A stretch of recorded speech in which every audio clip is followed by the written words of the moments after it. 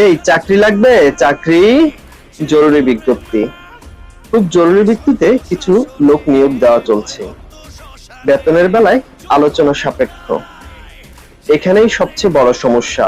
কেন ভাই আলোচনা সাপেক্ষ কেন?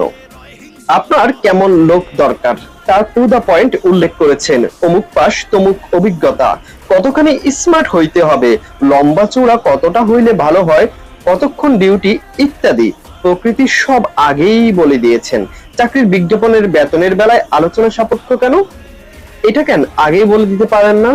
ও ভাই, আপনার কেমন লোক দরকার তা তো আগে থেকেই পরিষ্কার করে বলে দিচ্ছেন, যাতে অপ্রয়োজনীয় কেউ আপনাকে নক না করে। তাহলে বেতনটা না বলে আপনার ওখানে আবেদন করা এবং সশরীরে হাজির হওয়াটাও তো কারো কারো কাছে অর্থহীন হয়ে যেতে পারে।